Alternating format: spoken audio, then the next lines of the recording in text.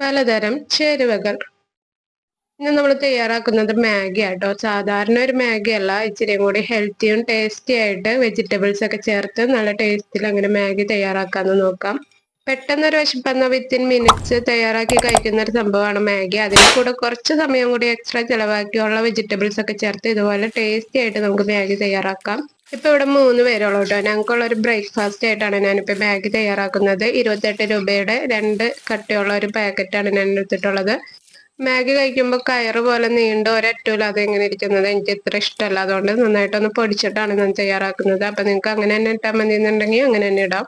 ഞാൻ ഇതുപോലെ നന്നായിട്ടൊന്ന് പൊട്ടിച്ചിട്ടാണ് ഇടുന്നത്. മാഗി ഒരു ബൗളിലേക്ക് ഇട്ടെടുക്കാം. ഇനി ഇതിലേക്ക് തിളച്ച വെള്ളം ഒഴിച്ച് ഒരു 5 മിനിറ്റ് കുതിർത്തി വെച്ചാൽ മതി കേട്ടോ. മാഗി വെന്ത് കിട്ടും.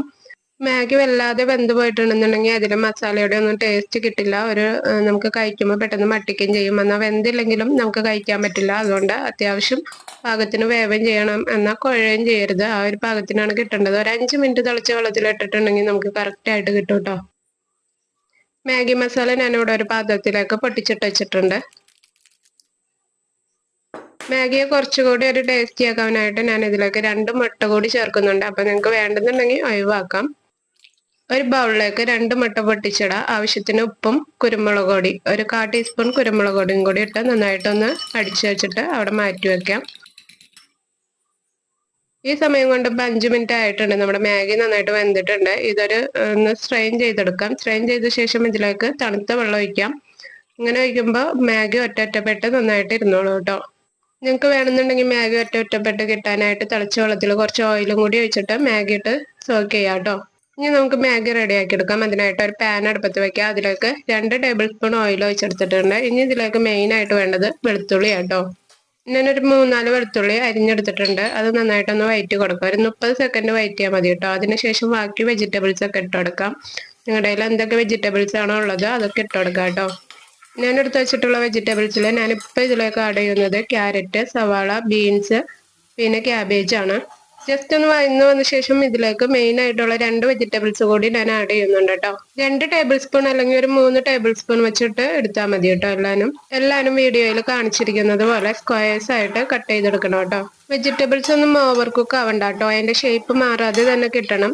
ഏകദേശം 1 മിനിറ്റോളം മീഡിയം ഹൈ ഫ്ലെയിമിലിട്ടൊന്ന് വഴറ്റിയെടുത്താൽ മതി. ഇനി ഈ വെജിറ്റബിൾസിലേക്ക് ഞാൻ ചേർത്ത് കൊടുക്കുന്നത് ഒരു പച്ചമുളക് ചെറുതായിട്ട് അരിഞ്ഞതാട്ടോ. അപ്പൊ എരിവ് അധികമാവാണ്ട് പ്രത്യേകം ശ്രദ്ധിക്കുക. ഒരു പച്ചമുളക് മതിയാവും കേട്ടോ.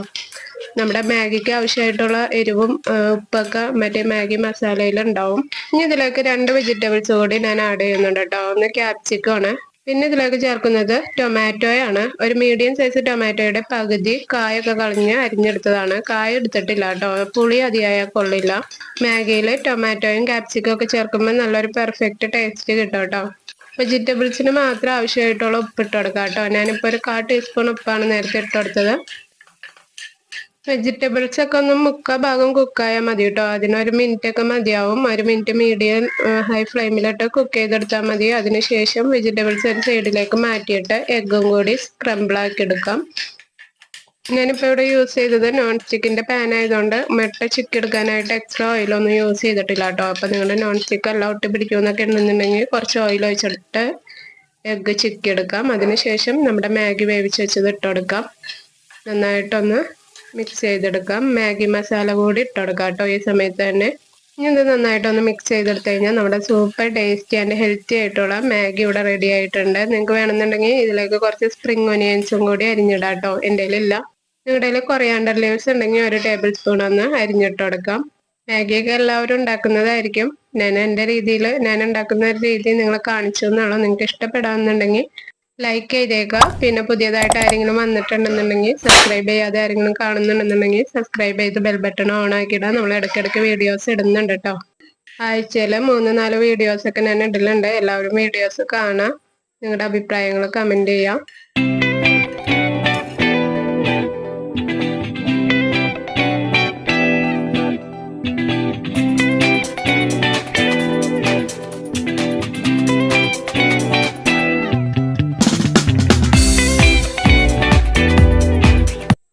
അപ്പൊ ഇൻഷാ അല്ലാഹ് ഇനി മറ്റൊരു വീഡിയോ ആയിട്ട് കാണുന്നത് വരെ താങ്ക് യു ഓൾ.